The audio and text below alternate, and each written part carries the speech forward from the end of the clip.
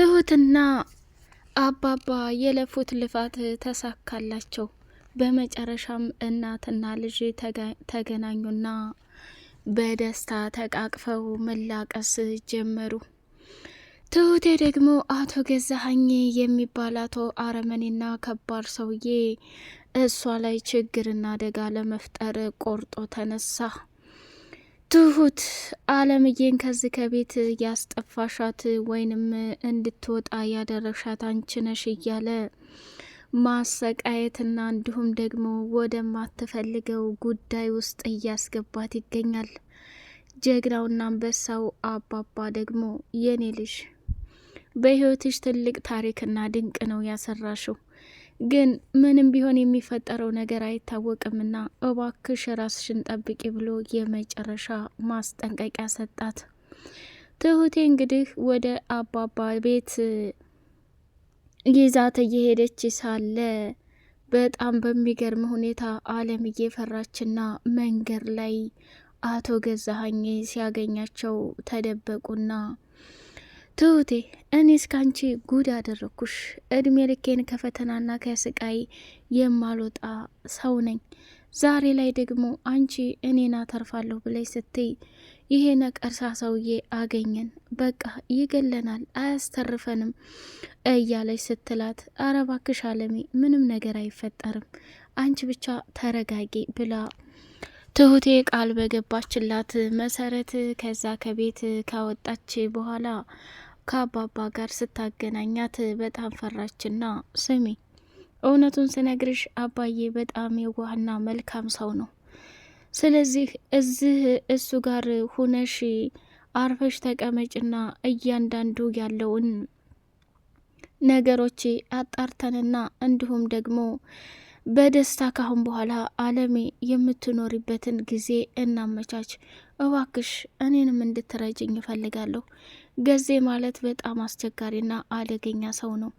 አሁን ልጄ ላይ ምንም እንደሚያደርስባት የማውቀው ነገር የለም፣ ግን እኔ ምንም እንዳላየና እንዳልሰማ ሸምጥጬ ማለፍ ነው የምፈልገው ብላ ተናገረች።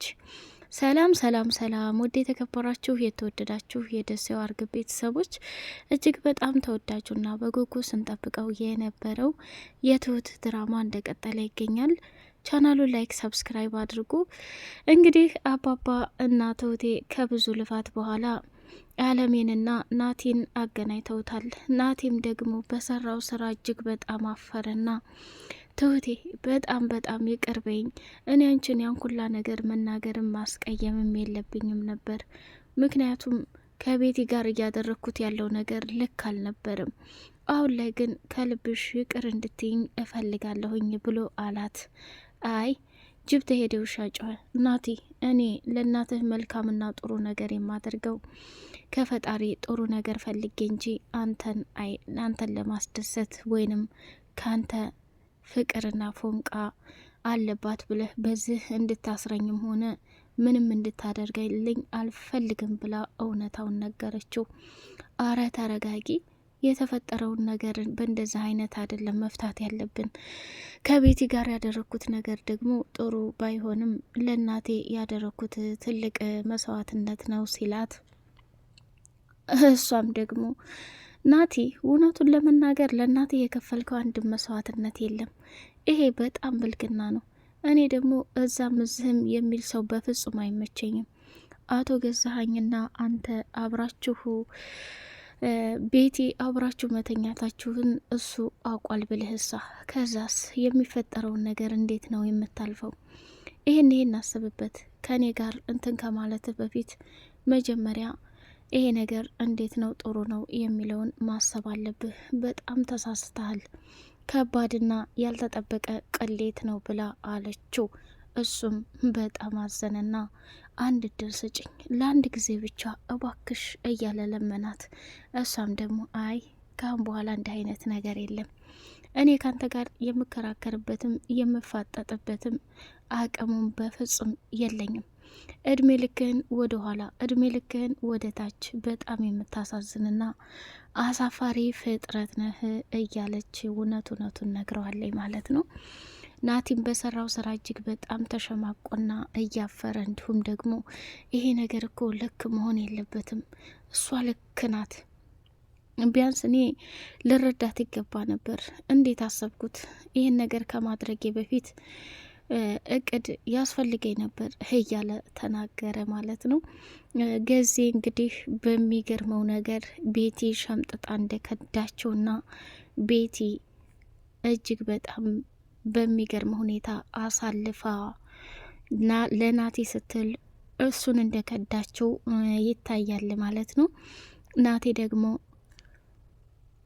ትሁቴን ከርቶ ከቤቲ ጋር አብሮ በመተኛቱ ለሱ ከባድና አደገኛ ስህተት መስሎ ታይቶታል ማለት ነው።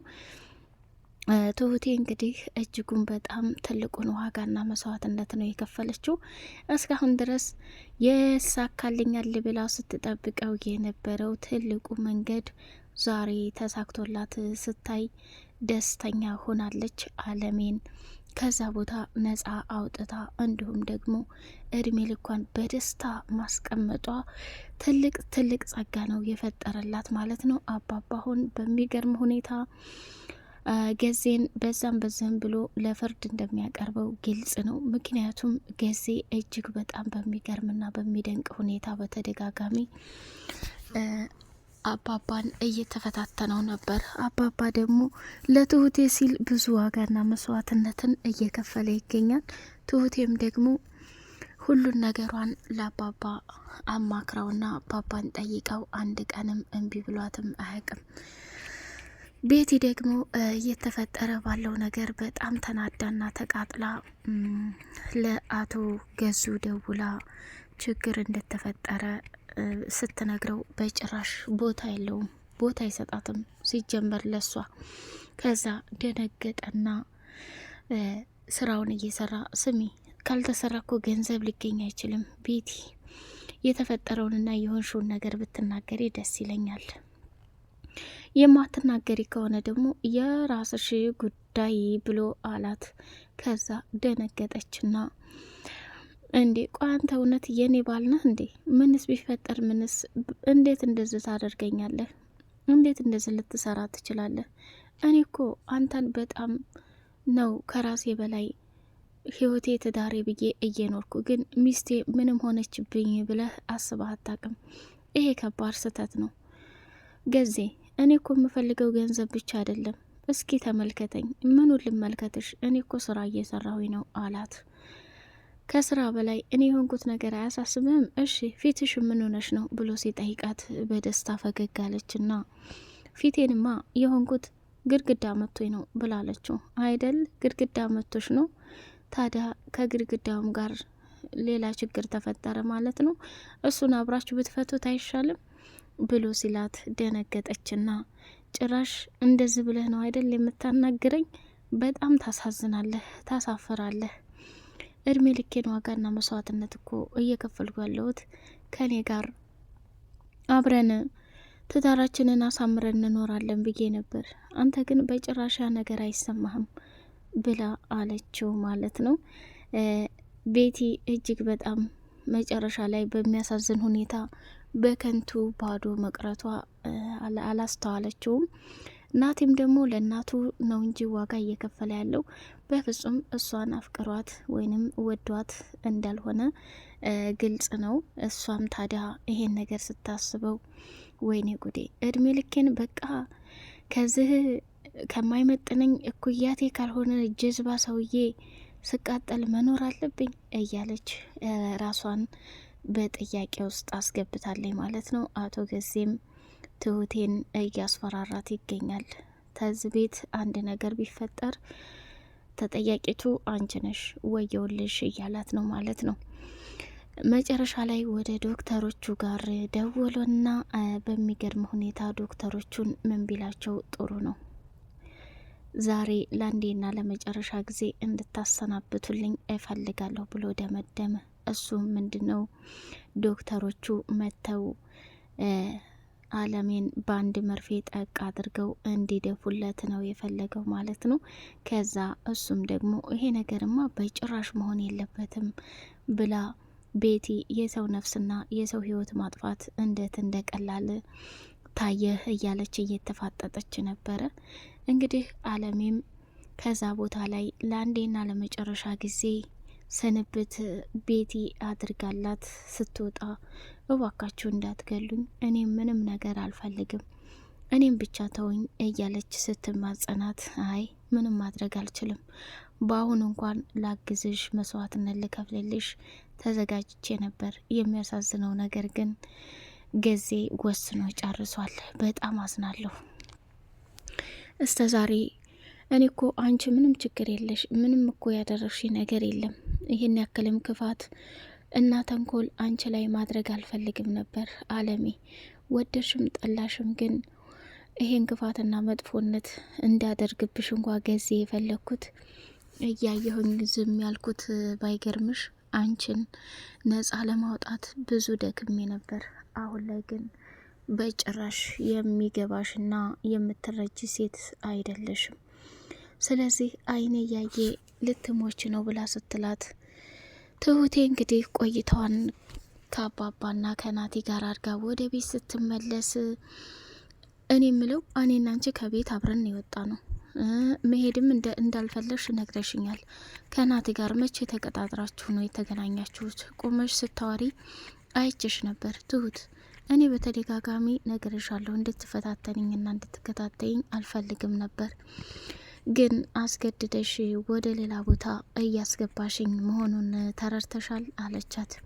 ቤቲ እባክሽ እኔ ስራ ያለ ስራበት፣ እንደው የናፈቀኝ ነገር ምን እንደው ታውቂያለሽ? ምንድነው የናፈቀሽ አለቻት። ከዚህ ከቤት ወጥቼ ሰላሜን አግኝቼ በደስታና በሰላም ከቤተሰቦች ጋር የምገናኝበት ጊዜ ነው እያለች አለች። እሱንማ ጊዜ ጋር የገባ ሰው ምን ያህል ከባድና አደገኛ ሰው እንደሆነ አልገባሽም። ኮንትራትሽን ሳትጨርሽ በፍጹም ንቅንቅ ማለት የለም ብላ አለቻት። ከዛ ደነገጠችና ምን አይነት ጉር ነው የገባሁት? ምን አይነት ስቃይና ፈተና ነው ያጋጠመኝ? በቃ እድሜ ልኬን እንደዚህ እንዲሆንኩኝ እዚህ ቤት ሁኜ ልጄን አይኔ ባይኔ እያየሁ ላጣት ነው እንዴ?